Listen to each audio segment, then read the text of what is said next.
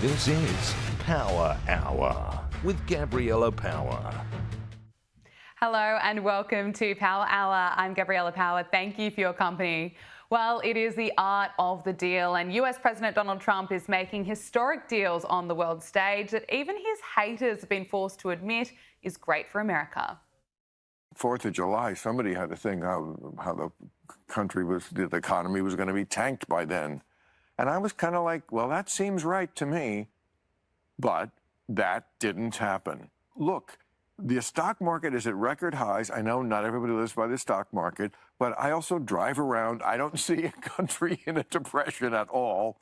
I see people out there just living their lives. And I would have thought, and I got to own it, that these tariffs were going to sink this economy by this time, and they didn't. Over the weekend, President Trump and European Commission President Ursula von der Leyen were away from the cameras for 75 minutes. That's how long their meeting went for. When they returned, they announced that the US and the EU reached a massive economic trade deal that will see the EU open its $20 trillion market, will see the EU purchase $750 billion in energy products and invest $600 billion in America, and tariffs are set at 15%. Mr. Trump, can you do better than a 15% tariff rate for the EU? Better meaning lower? Yeah. No. There's no doubt that Trump's tariffs sent shockwaves around the world when he introduced reciprocal levies to deal with unfair trade practices inflicted on the United States. And the experts and the mainstream media all claimed that it wouldn't work, that it would be a disaster. Well, once again, he's proving them wrong. Well, the bottom line is this is the biggest trade deal in President Trump's effort to effectively reshape the global trading order. That has been one of his central priorities since taking office in January.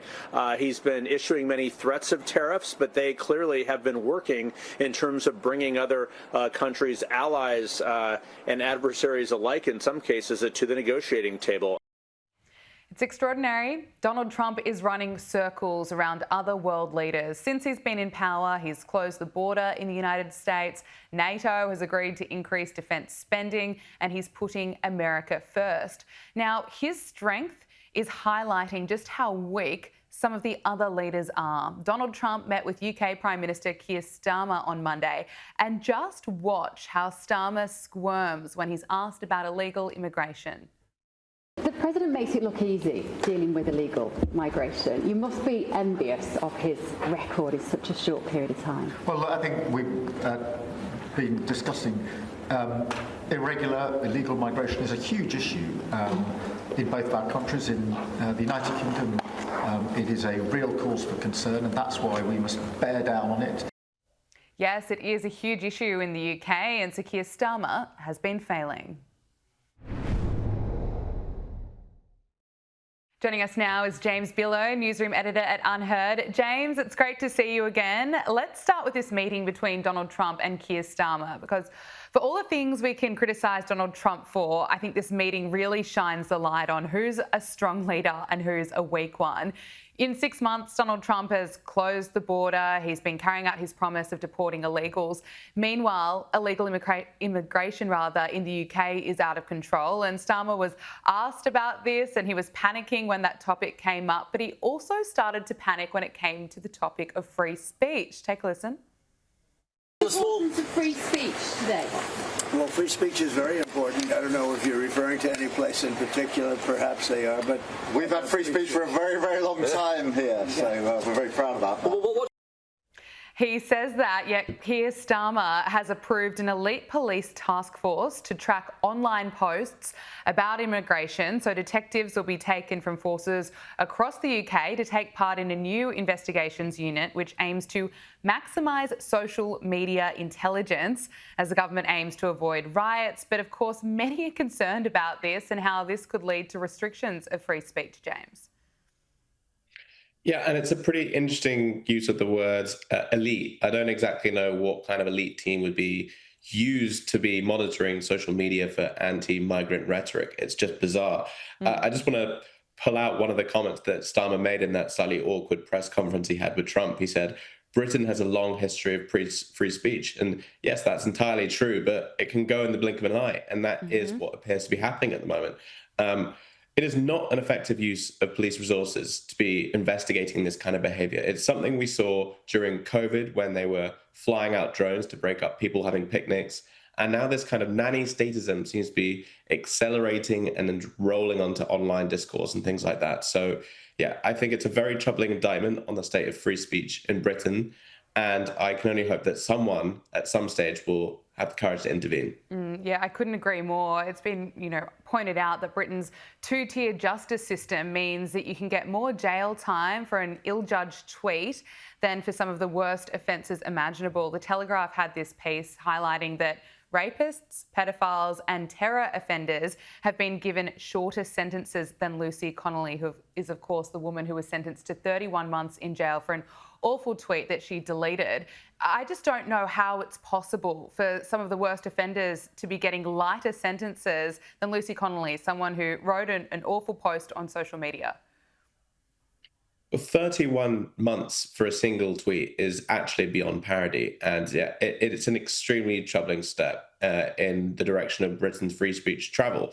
I'd also note that at the start of Keir Starmer's term, he was the one that released about 2,000 prisoners because of overcrowding. Well, here's an idea, Keir. Why don't you let someone like Lucy Connolly go instead of 2 or 3 of these rapists that have already got out? Otherwise, it was from a separate scheme, but still, the fact that some of these serious offenders are only serving sentences of up to 2 years is just extraordinary. And by the way, Lucy Connolly was not the only one to have been investigated for such a tweet. We had a police constable, retired police constable, who had received a knock on the door by a few police officers, and all that they could find was some very Brexity things on his bookshelf, and he was left with a slap on the wrist. But it's just extraordinary to see where police resources are being directed and what kind of two-tier system we have here.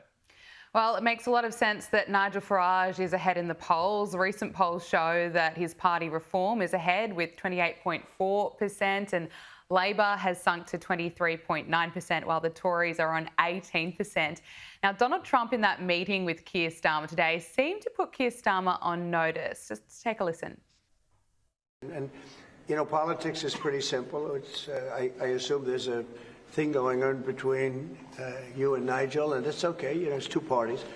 But generally speaking, the one who cuts taxes the most, the one who gives you the lowest energy prices and the best kind of energy, the one that keeps you out of wars, he's kept you out of wars, but the one that keeps you out of wars, you have a few basics, and you can go back 1,000 years, 1,000,000 years, whoever does these things, but low taxes, keep us safe, keep us out of wars, no crime, stop the crime, and in your case, a big immigration component, because I know that your attitude has become strong on immigration, strong on the toughness of immigration. But I think whoever's going to be, I think I won because we had a lousy precedent, to be honest with you. Look at how uncomfortable Keir Starmer is there. Well, Donald Trump is actually helping him out. But also, if you can kind of read between the lines, he's saying, really, as long as Nigel Farage and Reform stay focused on immigration and slashing the cost of living, well, they could be on track to win the next election. Right. And to tell you the truth, all those topics that he listed are pretty much the platform of Reform. They're almost the anti-platform of Labour by contrast. And it has been quite a stunning ascendancy for Nigel Farage. Ever since Keir Starmer came into power, his lead has ever so gradually eroded and then quite spectacularly fallen off in the last few months. So, yeah, the person who had benefited most from this was Nigel Farage. And we had the Southport stabbings, which again really tickled the imagination of the British public about the state of immigration in the country. We are having serious issues with net zero at the moment, and he is a big critic of that. And yeah, he is one of the few politicians that will openly say we need to close the borders and just figure out what's going on here first. A lot of politicians have slowly caught up to speed, but I think voters are craving authenticity here. And it's not just Starmer, by the way. We had 14 years of Tory rule before then. Very little was achieved. And in fact, immigration surged under Boris Johnson, one of the British prime ministers. And it seems like Farage is the only one untainted by the history of government, and he might be the one to come and sort it out. Well, over the weekend, Donald Trump slammed European leaders over mass migration as well, while also bragging about his shutting of the US-Mexico border, which he has every right to do. And Donald Trump warned that mass migration is killing the continent. Let's take a listen. Stop the windmills. And I mean, there's a couple of things I could say, but on immigration, you better get your act together. You're not going to have Europe anymore. You got to get your act together. And we, as you know, last month we had nobody entering our country, nobody. Shut it down. And we took out a lot of bad people that got there with Biden. Biden was a total stiff. And what he allowed to happen, but you're allowing it to happen to your countries. And you got to stop this horrible invasion that's happening to Europe, many countries in Europe. Some people, some leaders have not let it happen. And they're not getting the proper credit they should. I could name them to you right now, but I'm not going to embarrass the other ones. But stop. This immigration is killing Europe. James is pretty on point there. And of course, looking at his track record in the space of just 6 months, being able to shut the border is absolutely incredible. Absolutely. I would say that was actually and has been his biggest success in office. It has been completely unambiguous. Europe, by contrast, is struggling. It's plagued by bureaucratic gridlock, and it always ends up following the path of least resistance, which means kicking the problem into the long grass and leading up to future leaders to sort out. Now, there has been some rhetorical change about dealing with the immigration issue across the bloc, but again, very little is being done, not enough. Just as a quick sidebar, there is one country, and Trump probably wouldn't have mentioned it, but it's the only country in Europe that has had a successful centre-left government throughout this whole period. And that is because it has been tough on immigration. It has strict integration rules, strict asylum rules, and strict immigration rules. And that is the recipe for success in Europe, and other leaders should just follow it.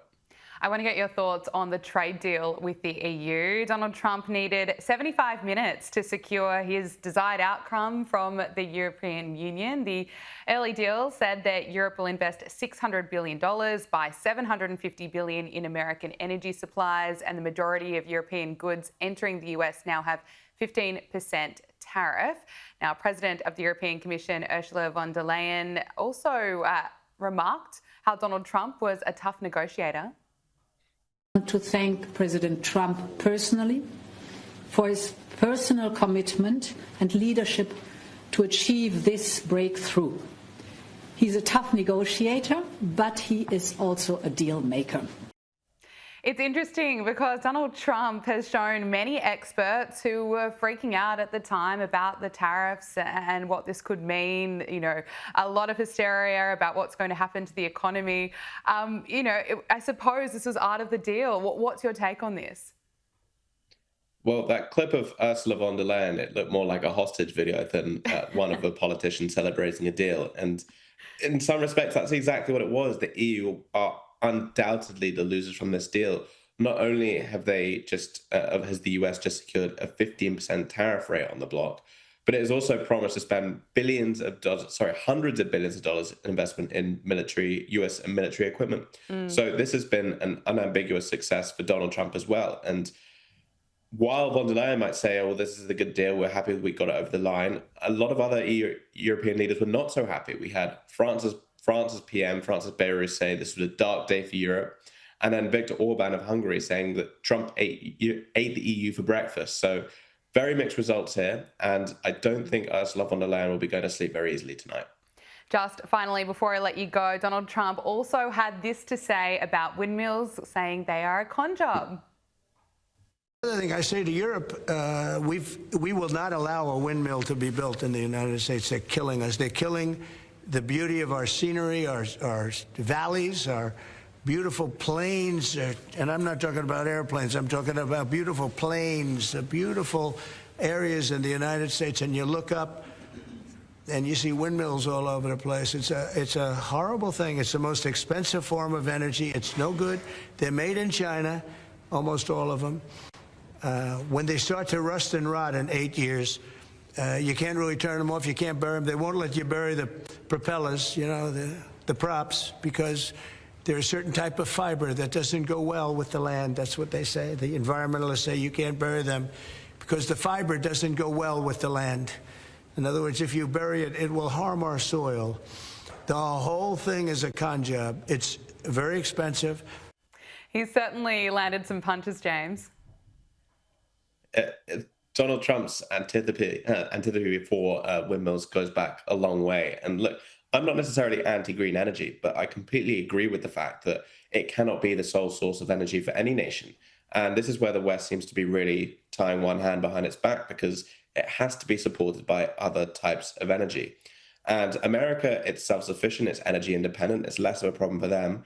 But in countries like Germany that have suffered so much over the last 3 years because it has turned off its nuclear power plants, it has now had to rely on other countries to provide its power. So I think when you have the wars like Russia going on, what's going on in Ukraine, driving up these electricity prices, you cannot rely on windmills who, yes, the energy powers are intermittent and the recycling ability is actually pretty low. So in some respects, Donald Trump is exactly right there. And I think Europe can once again take a lesson from him on that. James Billow, newsroom editor at Unheard, thank you so much for joining us. Really great to speak with you. Thank you.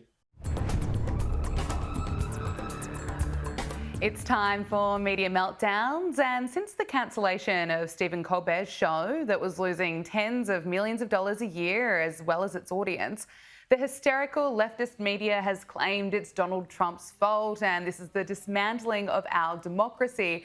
And now protesters are taking to the streets of New York City in a demonstration that is so powerful, it's bound to bring the show back.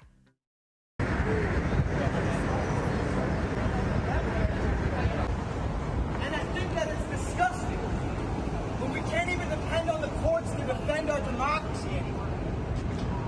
And that is why we are here today, to be maliciously compliant to our First Amendment right to stand up to this regime. And that's exactly what this is. It is a regime. This is not an administration. Oh, watch out, CBS. Well, The Late Show rolled out the red carpet for members of the leftist media. Since 2022, Stephen Colbert hosted more than 170 left-leaning guests and just one Republican, according to a study by Newsbusters that was reported in the New York Post. And Fox News is also reporting that the show featured left-wing journalists more than 200 times. Now, Colbert hosted journalists such as Anderson Cooper, Jake Tapper, Rachel Maddow and Joy Reid. But I have to say, one of my favourite moments had to be when CNN's Caitlin Collins appeared during last year's election campaign, where she was insisting that Donald Trump was struggling to compete with the younger and far more talented Kamala Harris. Trump has kind of been thrown on his heels by this, and he's not really sure how to go after Vice President Harris. He knew his attack lines on President Biden.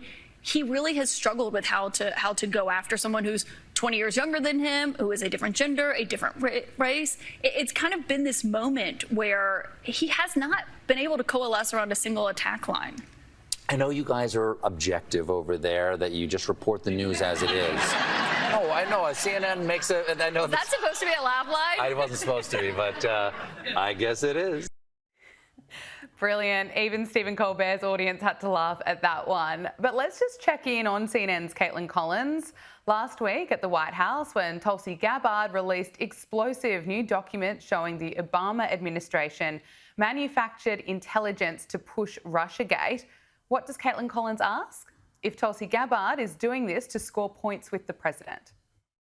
To people who believe that you're only releasing these documents now to improve your standing with the president after he said that your intelligence assessments were wrong. The only people who are suggesting that the Director of National Intelligence would release evidence to try to boost her standing with the president are the people in this room who constantly try to sow distrust and chaos amongst the president's cabinet, and it is not working. I will just answer your question directly. I am with the President of the United States every day. He has the utmost confidence in Director Gabbard. He always has. He continues to, and that is true of his entire cabinet, who is all working as one team to deliver on the promises this president made. And how's the mainstream media covering the new revelations? Well, they're largely ignoring it. ABC, NBC, CBS have barely dedicated any time to it after hyping the Russiagate hoax for some time, because the mainstream media must continue with their anti-Trump agenda. This weekend, while President Donald Trump was signing a historic trade deal with the EU, which means that the US will get 7 times more tariff revenue and $600 billion more in direct investment, the media asks him this. Part of the rush to get this deal done to knock the Jeffrey Epstein story out. Oh, you got to be kidding with that. No, had nothing to do with it. Only you would think that. That had nothing to do with it. Joining us now is Jeff Crouer, broadcaster and commentator. Jeff, great to see you. A bit to unpack there, but first of all, can I get your reaction to those pathetic protests, protesting in New York City now that Stephen Colbert's show has been axed? I love that one of them was wearing a mask. I thought that was so priceless because, you know, Colbert was the one that was trying to promote the vaccine, and he was the guy constantly saying that we had to mask up. And, you know, he was always pushing the whole narrative that the Biden administration wanted. I mean, as you said, he's only had one Republican guest. I mean, he's just such a tool of the Democrat Party. And that's why these Democrat politicians are so upset. But, you know, a study was done of Jay Leno, and he was on the air 22 years. And of all the jokes that he did, half of them were Republican and half of them were Democrat, which is why he led in the ratings for 19 years. Now, all of these hosts are just one-sided. All they do is attack Donald Trump and the Republicans. So they say, we don't even want half of America. And that's why I think their ratings are so poor. I mean, Stephen Colbert has less than 1/3 of the audience that Johnny Carson had back in his heyday. Yeah, no, it's an important point. Look, what do you make of the major networks now mainly ignoring these new revelations released by Tulsi Gabbard? She's, you know, revealed new evidence that the Obama administration manufactured intelligence to essentially push the Russiagate hoax. Are you surprised that now the mainstream networks don't really want to cover these developments? Well, the mainstream news media just wants to talk about Epstein because they believe that's a way to really topple Donald Trump. I mean, it's all Epstein all the time. And anything that, of course, points a finger at Obama and the setup and the whole Russian collusion narrative, they're not going to touch. I mean, they didn't do it back in 2016 or 17. They're not going to do it now, even though the evidence is overwhelming that there was collusion, not between Donald Trump and the Russians, but between the deep state and Hillary and Obama to try to, of course, subvert Donald Trump's presidency. It was an attack on the people that voted for Donald Trump. They tried to limit his effectiveness, and they really harassed him during the entire first term with all of this nonsense. Now he's learned. He's really surrounding himself with a lot of people that are loyalists, that are going to help him with his agenda. So his second term is a lot stronger because he doesn't have this kind of thing hanging over his head. Let's turn to another issue that's hardly being covered by the mainstream media, and that is the Cincinnati Police Department has now launched an investigation after a group of thugs were filmed beating a man and a woman to the ground. Authorities have charged at least 5 suspects after that violent attack that took place in downtown Cincinnati. Jeff, you know, it's horrific. Why is this not getting the coverage that it deserves? It's sad. It really should. And I have to say, it could very well be a hate crime. It could be racially motivated. The victims were white. The attackers were black. This is absolutely tragic. You know what's really the worst part about it? You had 100 people that were around. You had people filming. You had people yelling and screaming and chanting and encouraging the attackers. Only one person out of all of those folks called 911. And that just is a real sad indictment of what is going on in some of our cities in the United States. And it's a real challenge for the leaders there in Cincinnati to deal with it. And of course, Harmeet Dillon, the Assistant Attorney General for Civil Rights, is looking into it as a potential hate crime. An easyJet flight from London to Glasgow was forced to make an emergency landing after a passenger began shouting "Death to Trump and America." Footage of the incident has gone viral online. Let's take a look. Going to bomb the plane! Death to America! Death to Trump! Allahu Akbar! Allahu Akbar! Akbar! Allah Akbar! Allah Akbar! Allah Akbar! Oh my God. You got sit down. Don't move. The 42-year-old suspect has been arrested and is now under investigation by counter-terrorism officials. But Jeff, can I get your reaction to this? Well, I mean, when I fly, I don't want to be encountering someone like that. I mean, that's another person that has, Trump derangement syndrome. And we see it all over this country. And obviously it's a problem really all over the world. And yeah, it's really, it brings back memories of 9/11, really. And it makes us worry about, the threats that are out there and the people that really do want to do harm in the name of whatever, whether it's free Palestine, whether it's the Iranians, whatever kind of cause they may have. So we've always got to be vigilant, always got to be making sure that we protect our travelers and people that are just trying to get from one place to another. But let's just say that's very disturbing. We've had a number of incidents of people yelling free Palestine going on attacks here in this country in recent weeks. I want to turn to the Epstein files. Look, I know that plenty in the mainstream media are starting to put all the attention on the Epstein files if it can somehow damage Donald Trump. But I do want more transparency around this. We know that Ghislaine Maxwell has answered questions from Justice Department officials about 100 different people potentially linked to Jeffrey Epstein, and she was reportedly granted immunity. And the president was asked about this today. Well, I'm allowed to give her a pardon, but nobody's approached me with it. Nobody's asked me about it. It's in the news about that aspect of it, but right now it would be inappropriate to talk about it. I think there still is a lot of frustration out there that there are potentially powerful people that should be behind bars. Do you think we're any closer to ever seeing that? I think we're closer because you had the meeting with Ghislaine Maxwell. Supposedly we're still pushing for grand jury materials to be released in New York. I know the judge in Florida denied it. You're going to have Congress address this when they come back from their recess.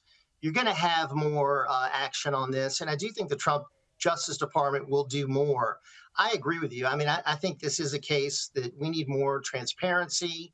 We need to have same standard of justice for everyone. If you're rich and powerful, you should not be able to get away with horrific crimes against young women.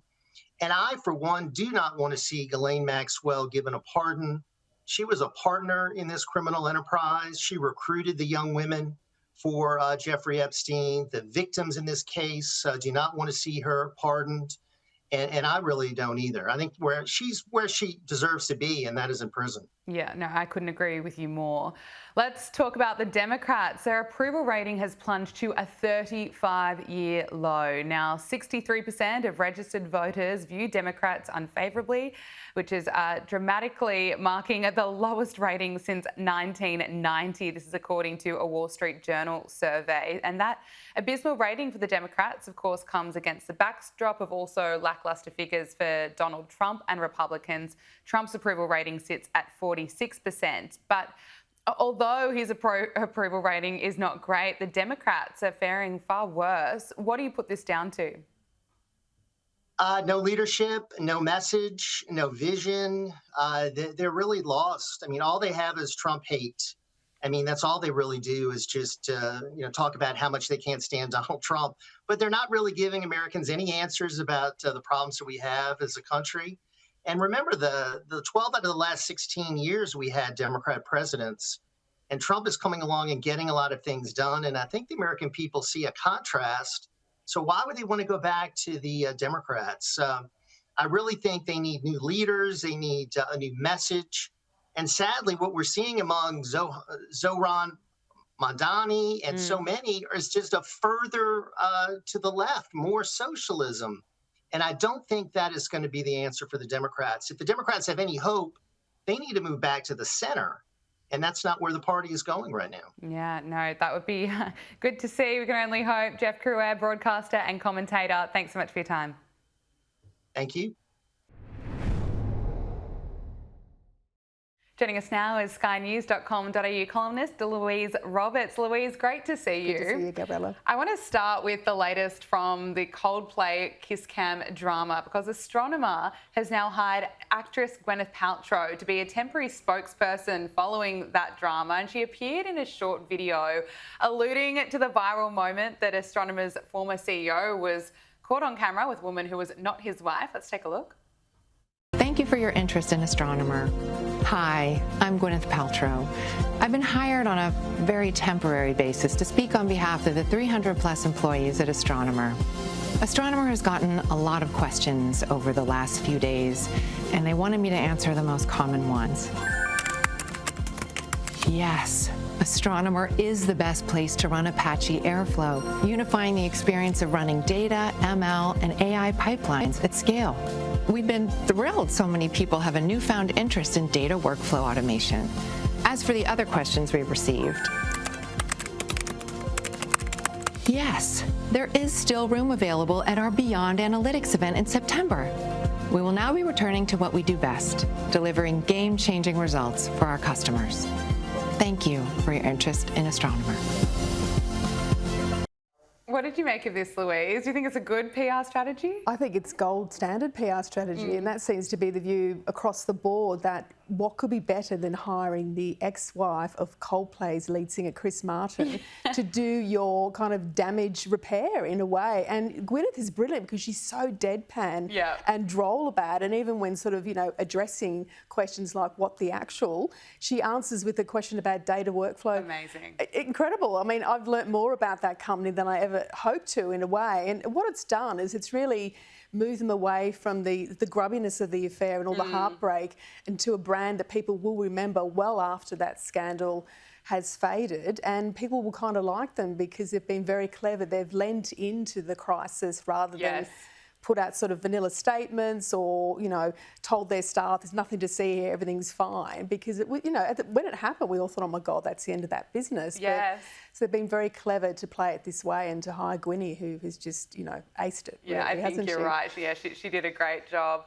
Now, actress Sydney Sweeney is facing some heat after her latest brand deal and advertising campaign with American Eagle. The campaign, titled Sydney Sweeney Has Great Genes, has generated mixed reactions on social media. Now, look, many people are happy with the ad. Some are saying that this is, you know, the death of woke ads, but there are also some, probably on the far left, going crazy and going so far to say that this is Nazi propaganda. Look at this. You guys are complaining about that Sydney Sweeney jeans ad, so I went and saw it. That's Nazi propaganda. Wow. I thought it was going to be, like, kind of bad. That's going to be in history book. It's interesting to note, though, with all the kind of comments like that are online, the shares of American Eagle actually went up after that Sydney Sweeney ad. But, you know, of course, people will say what they want on social media. What do you make of these comments? Well, the ads aren't offensive, but the comments are. Anyone who's going to use the Nazi word in this reference and not be talking about World War II or the persecution of Jewish people is making a very obscene and offensive statement to Jewish society and society as a whole. And I mean, it's a play on words. Great genes, you know, denim, great genes, genetic material, and that's all it is. But look, if the spin out is that it's a celebration of the end of woke advertising, I'm all for it, because every ad should be promoting the product, not promoting an agenda about diversity or gender or whatever. So, you know, if the sales have gone up, and amazing. I mean, not surprising, really. Yeah, of course. Now let's turn to the royal news. A Netflix insider has spoken to the Daily Mail and didn't hold back when it came to Harry and Meghan. The insider claimed that another nail in the coffin for Harry and Meghan Markle's $100 million Netflix deal was that her Napa Valley wine just hasn't been selling. They've also fallen out with A-listers, according to this insider. What more can you tell us? Well, yes, the wine that Meghan has produced via a vineyard, you can see her in her documentary sipping, you know, the wine when she's sort of making the food and sprinkling on her edible flowers and so forth. It hasn't been selling. There was an initial batch which did sell out, but that was more down to the low volume than the quality or the price point. Apparently it's very expensive as well. And even in Montecito, people are worried about the price of wine, would you believe it? So, yeah, this is apparently another nail in the coffin for that Netflix deal, which will finish in September. Although I do think there is a chance that Netflix will try and keep them idly in the background if the relationship changes. Yes. Obviously, Netflix want to be right on top of that, as does any publisher or broadcaster on the planet. And also, I think that they're discussing a first option deal. So in the event that Meghan and Harry create something, God forbid, we do actually want to watch, they'll get first option on it. So that's interesting. I don't think Netflix are totally going to cut them loose, but they'll be very clever to keep them close without being contractually obliged to them. That makes sense. Now, King Charles is reportedly growing wary of Prince Harry and Meghan Markle, with royal insiders suggesting that there may be an ulterior motive behind Harry's kind of moves to potentially patch up the relationship with his father. Look, I don't blame King Charles for being cautious. What can you tell us about this one? I think the royals know, and in particular the King knows, that every meeting and every sort of repatriation with Harry carries a huge risk because every conversation could end up in a podcast or a book, and there's no confidentiality clearly around what's being shared with them and Harry and Meghan. So the fact that the deal's now finished with Netflix, Harry is obviously worried about where the next revenue is coming from. I'm more feeling that the reconciliation is about that rather than any genuine sort of sorry or apology to his family. And on that point, I'm bewildered as to why Harry cannot see that saying sorry in private and publicly has to be the first step in any reconciliation with his family. In any family dispute, people come together and say, I'm sorry for what I said, I forgive you, and then you move on. That has not happened. And I think that's because Harry believes he's in the right. Yeah, he's the victim. And the victim as well. And Meghan believes she's in the right as well. So what have they got to say sorry for? Whereas the rest of the world is thinking, you've destroyed that relationship. It is all on you. Yeah, and it's been so sad to see, and it's unbelievable that even after all these years now, we're at the point where he still hasn't said sorry. I still find it hard to believe. 5 years after Megxit, it's amazing. Unbelievable. Princess Charlotte and her father, Prince William, have made a surprise appearance in Switzerland to see England's women's soccer team compete in the 2025 Euro finals. What can you tell us about this one? Yes, they went to Switzerland, dad and daughter, to see the Lionesses thrash Spain, which was great. It was a penalty shootout, which sort of sealed the game. But how wonderful to see Charlotte front and centre at her first international football match with Dad. She met the Lionesses. She also met the Spanish team, and they released a very sort of beautiful joint statement afterwards congratulating the Lionesses on their win. But how cool it is to see her with more sporting angles as well. And I do feel maybe this is part of a bigger plan to, in the future, make her a royal sports ambassador, because, of course, her father is a patron of the FA, the Football Association, and Mum's very tied in with Wimbledon. So I can see that path for Charlotte, even though she's only a tender age of 10. I really think that's what they'd be planning for her in the future, because that is sport is such a bond between the public and the royal family. No, that's very exciting. Now, we have a Norwegian princess. Princess Ingrid Alexandra of Norway is in Australia, preparing to start her studies at the University of Sydney. The 21-year-old royal says that she's looking forward to it. It's certainly exciting for us here. It is to have a royal member at the Sydney University, exactly. She's doing a 3 years Bachelor of Arts with, I believe, a focus on international relations and politics, which will come in quite handy because one day she will be Queen of Norway. She's second in line behind her father, the Crown Prince. But yeah, you can see she's looking very relaxed in jeans and trainers and a sweatshirt and no airs and graces. Apparently she's going to be living in residence as well on site, so no kind of posh flat up the road with the chauffeur taking her to school every day, or taking her to uni every day rather. Yeah. So I do think it's lovely that we're seeing royals be as normal as possible. And of course she's following in the footsteps of her grandfather and her father, who also travelled and studied abroad. Yeah, and she's getting the real Australian college experience. Oh, let's hope so. Which is exciting. Yeah. Louise, Robert, thank you so much. Good to see you. And that is Power Hour. Thank you for your company. Make sure you subscribe to Sky News Australia on YouTube.